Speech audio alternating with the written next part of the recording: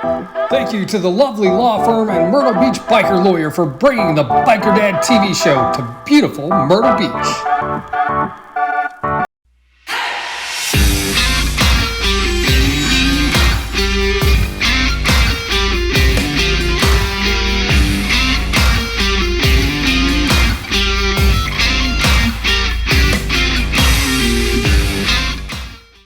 Hi, my name is Chris Best, and I left my 25-year corporate career to ride motorcycles and tell stories, and this week that adventure brings me 1 mile high. We're a mile above sea level, just outside of Denver, Colorado. As you can see, I'm kind of losing my breath here just from walking over there. The air is absolutely thin up here. We're at Mile High Harley Davidson, and guess what? We're gonna get even higher. And yeah, that's legal here, but that's not what I'm talking about. We're gonna go almost 8,000 feet to tell you the story behind one of the world's most famous bikers and the adventure here in Colorado that saved his career. He's not famous for being a motorcyclist. He's famous for scaring the crap out of people. And if it hadn't been for a little hotel about 2,000 feet even higher than we are now, we wouldn't have some of the best horror movies and books ever. And we're gonna tell you about his motorcycling adventures too. That's where we start this episode of the Biker Dad TV show. So let's roll. Have you ever sat at your job and thought, what if I just got up and left? Tell that horrible boss to take this job and shove it. Have you ever wanted to just walk out? What about burnout? Well, that's exactly what I did, but I didn't just quit. I left my 25-year corporate career to ride motorcycles and tell your story. Daytona Beach, Florida, where you can actually drive onto the beach. Rick Fairless, a legend of his own, introduced me to Richard Rollins, Mayfield, Kentucky. Southeast Missouri, beautiful city of Knoxville, Tennessee. Gulf Coast of Mississippi, the Florida coast and the Tampa Bay area, Orange County Choppers, Roadhouse and Museum, talking to Paul Tuttle Sr. himself. But make no mistake, this is not a show about motorcycles or even about me. Instead, I travel across the country to meet the people who use their passion for motorcycles to make their communities stronger, safer, and better. This is Biker Dad.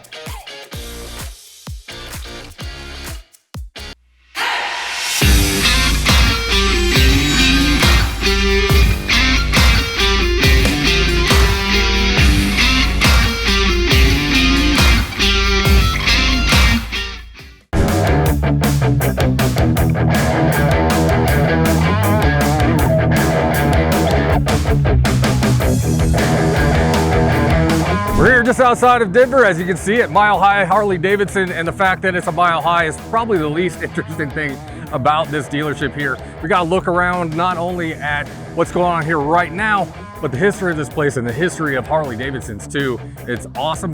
Let's go check it out. We're here at Mile High Harley Davidson, and I know this isn't the perfect angle for the camera, but I wanted to make sure you could see that above me. We're already 5,000 something miles above sea level, and we're about to go about 20 feet more above sea level. Why? Because we want to check out some of the really cool things they have here. They have the modern bikes all down here, and those are awesome and really cool, but what's up there is really special. Look at that, that's a golf cart. We'll talk about that too. Hey guys, my name is Daniel Klingman. I'm the general manager here at Mile High Harley Davidson in Aurora.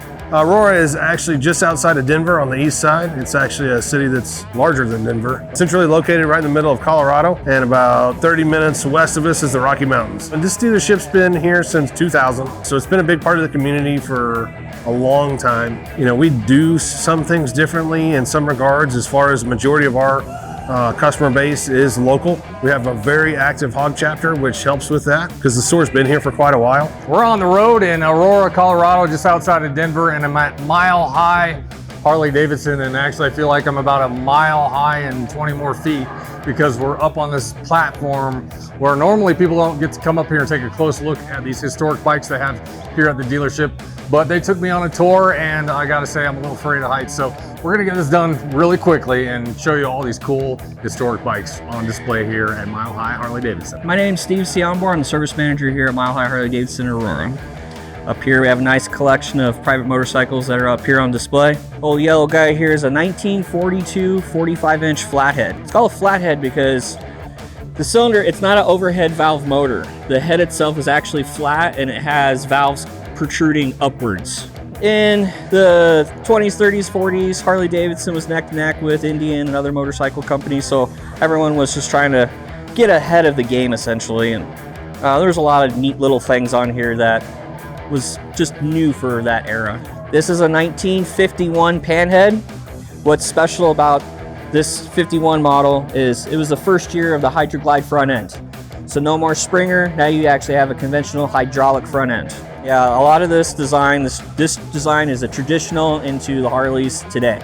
Just as the new eras come out, better metals, better engineering, more efficiency. So this is a second generation shovel head. I don't remember the exact year, but this is a nose cone shovel head. So 1966 when the shovel head came out, it was a generator motor, so it had the same kind of bottom end as the Panhead. Well, basically it is the same bottom end, but this is the second generation where it has a nose cone and it has an alternator.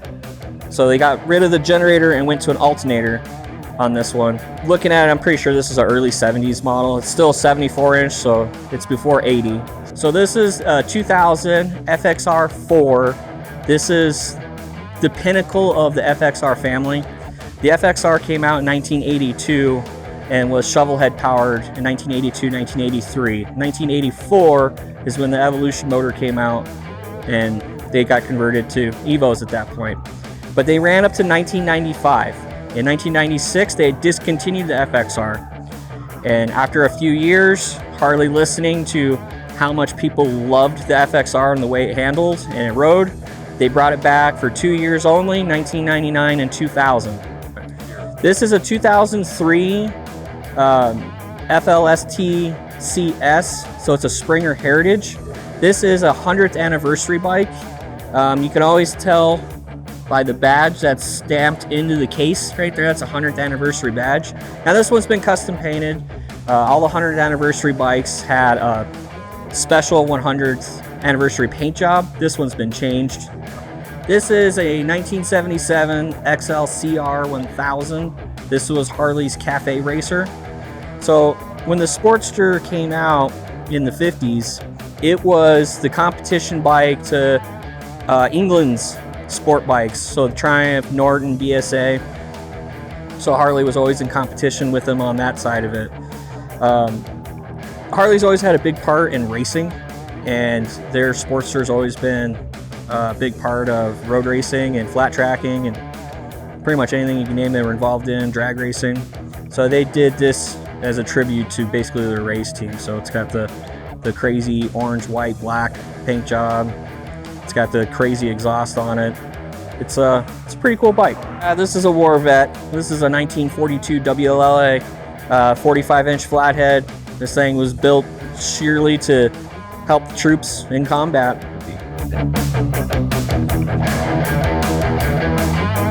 The thing that I liken to this store or this dealership over other ones is that I'd say 95% of everybody that works here rides a Harley. And so it's super cool, it's super awesome. We get to go on a lot of dealership rides, and you know, when you get 25, 30, 35 employees riding together, it brings a different kind of camaraderie than a lot of dealerships do. Yeah, we have 5 Master Techs here. First dealership I've seen that had all their techs from Master Techs, and they are top notch, and most of them have been around for quite a while turning wrenches, and they're the best in the business. We actually got Platinum Service Award for Harley last year, which means we were in the top 20 in the entire United States. We ranked number 13 in the entire country. We've been very fortunate, number one, that most of our staff and employees have all been here for quite a while. I have multiple tenured employees over 10 plus years. So being able to add to that, just the whole feeling of the store. I mean, they love coming to do what they do. Most of them could probably go somewhere else and make a little bit more money, but it really is a family environment here. So I feel like that's the biggest difference, that we have very little turnover when it comes to that. There's another interesting thing here in their collection at Mile High Harley Davidson is this. Yeah, it's a golf cart, but it is a Harley Davidson. A lot of people don't know that Harley Davidson for a couple of years made golf carts.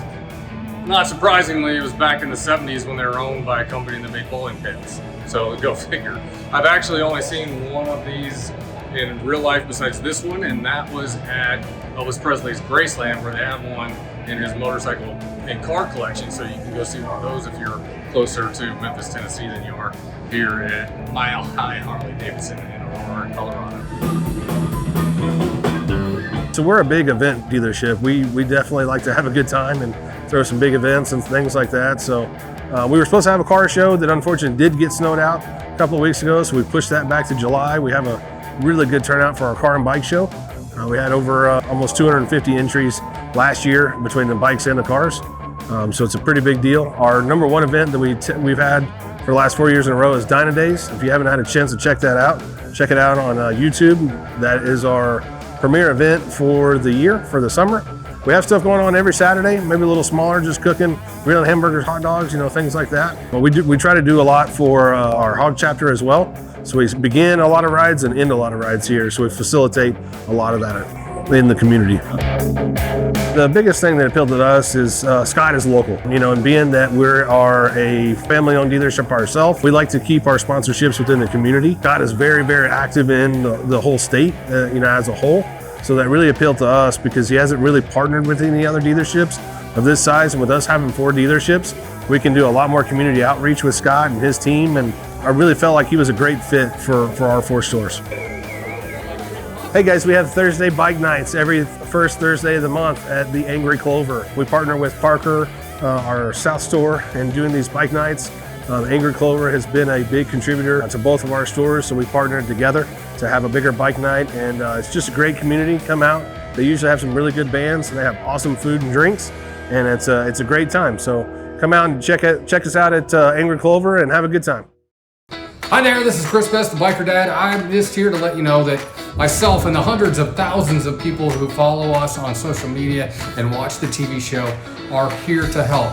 Do you need help with something? Give me a call. That's my number right there, 251-402-6392. Especially if you need legal help, I have an army of lawyers across the country who can help you with injuries after motorcycle crashes especially, but other stuff like crime and everything else too. So give me a call, 251-402-6392.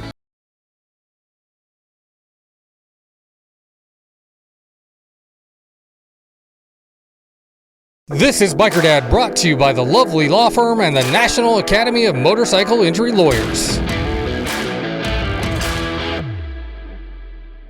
How do you turn down $1 million, right? How do you turn down 1.5 million? How do you turn down 3? You have to have the courage to say no and the audacity to ask for more. And when we have catastrophic cases like a motorcycle case, that's what the lovely law firm's known for, and that's what we're going to do. I don't remember exactly, but we were a couple $1 million in doctor bills. You know how hard it was to turn them down multiple times? A lot of times we think a case is worth X and they're offering Y. We all got to work together to get to the ultimate settlement. And $15 million, that's an awesome, awesome number. And I hope you guys are proud of that. I know you are, Dustin. That's in the record books in Horry County, $15 million. You know what, honestly, I pray that somebody that went through what we went through can find someone like you.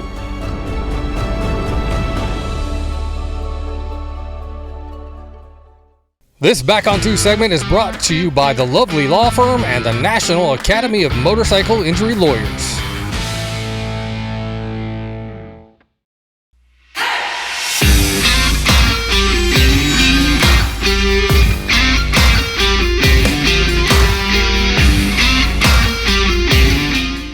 My name is Audrey Paulus. So in 2019, I was hit by a car on I-25 and 6th Avenue by a driver who was looking at his phone because I guess it was ringing, and he had THC and cocaine in his system, and he hit me, and I flew 100 feet and I was unconscious. So I don't have PTSD because I don't remember anything. I went to Scott O'Sullivan Law Firm, and they took care of me. I'm always supporting them. Actually, after that all happened, I work for them. I do process serving for them. He stands up for bikers, and I always see his advertisement everywhere. I stand up for bikers, so he was the first guy I called.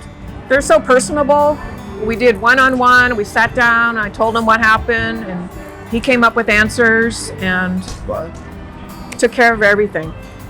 I had to use my car insurance, the underinsured on my car and on my bike, and plus the guy that hit me his insurance, which was only $50,000. You need to get underinsured on your car and on your motorcycle, at least $250,000 to $500 limits. It helped me. That was the reason why I got this, because my bike was totaled. I had to do a spinal fusion, and I had staples in my head because I wasn't wearing a helmet. I know that's my fault, but I learned from that. Now I wear a helmet all the time. I was knocked unconscious, so I don't have PTSD. I don't remember anything at all, just waking up in the hospital. So that's why I'm still riding. My mom hates that I'm riding, but I still... This is Biker Dad, brought to you by the lovely law firm and the National Academy of Motorcycle Injury Lawyers.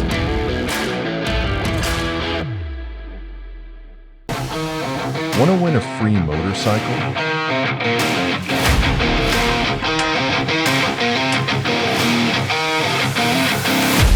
We can make it possible.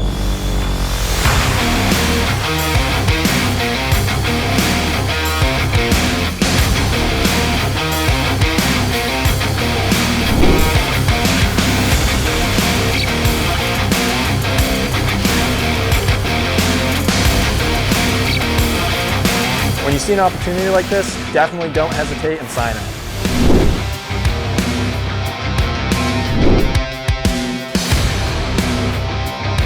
You can be the next winner.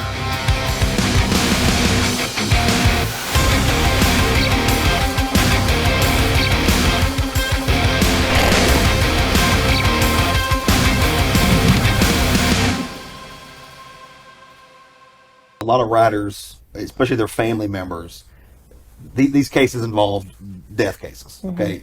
A lot of that we see.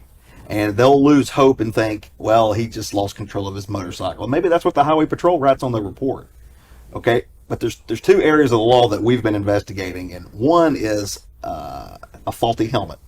Okay, so did the deceased die as a result of a head injury, and can we secure that helmet and maybe pursue a product liability case against the helmet? The second thing that we're looking at is with this construction boom that's going on, especially down here at the coast, is these road contractors are building asphalt roads, widening roads, repaving roads as fast as possible, okay? And there could be ruts in the road. We call those longitudinal joints, okay? Which are fine if you're in a car. You go over, you don't even feel it. But if you're on a motorcycle and you hit a rut that's not supposed to be there or is not properly warned of, I mean, you could lose control of your motorcycle and you're done. We're the Rivertown Riders Riding Club of South Carolina, and you're watching Biker Dad.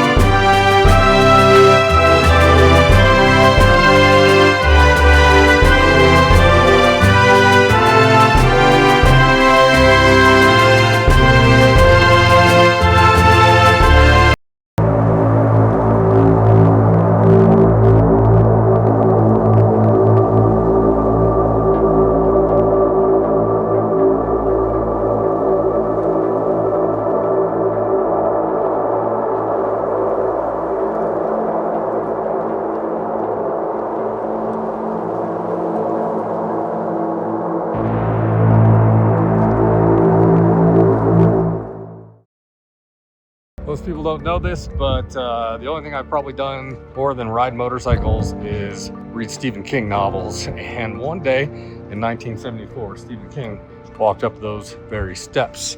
And this place, called the Stanley Hotel, about an hour outside of Denver, became the inspiration of The Shining. So we had to ride up here to check it out. Beautiful ride through the Rocky Mountains, through several national forests, just gorgeous territory on a nice, beautiful day here in Colorado. So obviously I had to check out the Stanley Hotel, and we made a stop here. So let's go see the story behind The Shining and how it got started right here in Colorado.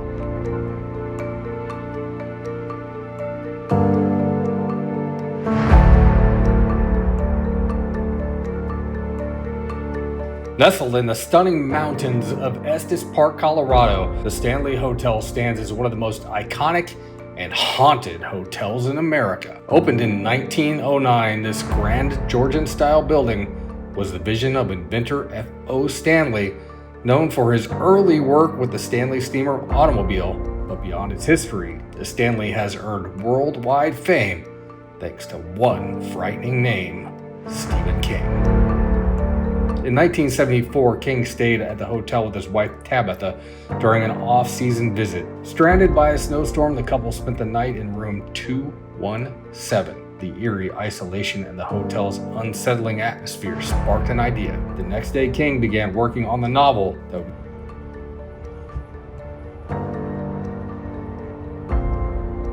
that visitors can tour the very places that inspired King's terrifying tale.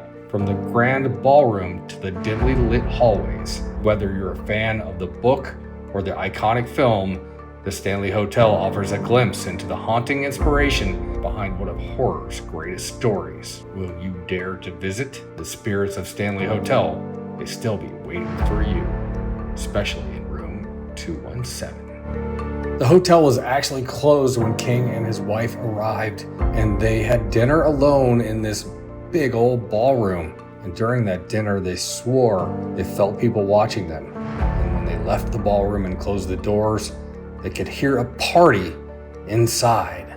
That is the moment that inspired the iconic ballroom scene from the original movie, The Shining. The original movie wasn't shot here, and it's one of the reasons Stephen King hated the Stanley Kubrick version of the movie. Even though there's memorabilia all over the place, Stephen King shot his own version in the 90s, a miniseries, and part of that included this dollhouse that is still on the grounds today. One of the things that wasn't here when King arrived was the hedge maze, also an iconic scene from the movies now, but the Stanley Hotel has since installed their much more modest hedge maze. This is the balcony of room 217 where King and his wife stayed. They also felt haunted in that room, and that was the inspiration for the room number in the book and the Stephen King version of the movie. Ironically, the original Kubrick version, they changed the number of the room. The hotel where it was shot in Oregon did not want people too afraid to stay in that room. Ironically, room 217 at Estes Park is booked on Halloween in advance for literally decades. You might do some math on the room 217. It adds up to the number 19. Also an iconic number for Stephen King and his constant readers. Mystery of the number 19 is throughout all of Stephen King's books practically, and it's all over this hotel too. Just take the number 1909, the year that this place was founded, add up those numbers, also 19. The strange and eerie thing about that is Stephen King was using the number 19 in his books before he ever stopped at the Stanley Hotel. This is obviously not the original carpet pattern of the hotel built in 1909, but another nod to the original Stanley Kubrick movie. Hotel owners added the funky 70s carpet pattern to part of the hotel. And by far one of the favorite things Stephen King nerds like to do when they're at the Stanley Hotel is this: recreate the iconic shower scene in room 217. You may also not know that Stephen King is an avid motorcyclist just like myself and loves Harley Davidsons, to be specific. He was even invited to guest star on an episode of Sons of Anarchy, so you know he's a real one. All right, that's an awesome little trip here, a little side trip while we're in Denver working with the National Academy of Motorcycle Injury Lawyers. And let's go see what else we found out in Colorado.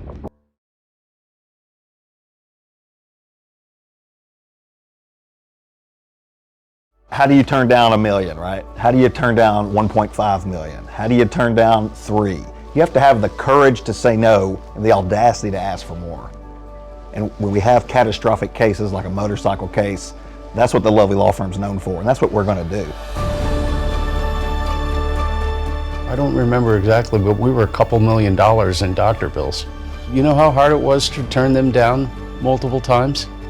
A lot of times we think a case is worth X and they're offering Y. We all got to work together to get to the ultimate settlement. And you know, $15 million, that's an awesome, awesome number. And I hope you guys are proud of that. I know you are, Dustin. That's in the record books in Horry County, $15 million. You know what, honestly, I pray that somebody that went through what we went through can find someone like you.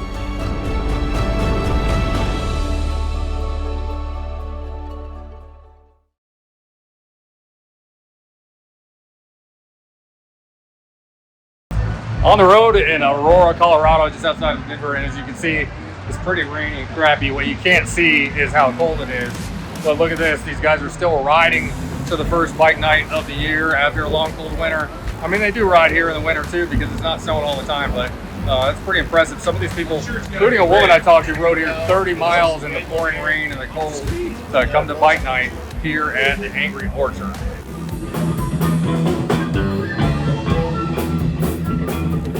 My name is Audrey Paulus, and I'm one of the admins of this Facebook group page called Cool Biker Luncheon Rides. And we're one of the sponsors for the International Female Ride Day, which we're doing on May 4th, on Sunday. And we're partnering up with Mile High Harley Parker. We're at a bike night in Aurora at the Angry Clover, and this is our first bike night for the riding season. My Facebook group page, Cool Biker, is pretty much in the Denver area. Our ride for International Female Ride Day is starting off in Parker at Mile High Parker. We pretty much get rain during the pre-summer time. It didn't stop me, so I rode all the way from Thornton, which is like 30 miles away. Oh wow. Well, I wore a helmet, so it didn't hurt much, so the rain was pounding on my head. I've been riding for like 25 years. This is a 2020 Road Glide Special, and this color is a Zephyr Blue. It's pretty special. Well, not a lot of people have this. Actually, I was on a road trip in Arkansas. I was on a rental, and I saw this color because I like blue, and I traded in my rental for this. International Female Ride Day is a ride that's celebrated nationwide, and it's celebrating women that ride. We're breaking barriers, showing the world that women are strong enough, smart enough, and badass enough to ride a motorcycle. It makes me feel good because every time I stop at a stop sign, I always get the thumbs up from the men because I'm riding such a big bike. So it's a good feeling. I do teach women one-on-ones to get them not afraid of riding because I'm pretty good at riding the curves in the mountains. So they always ask me to teach them, give them courage and high self-esteem. You can do it. Women rule.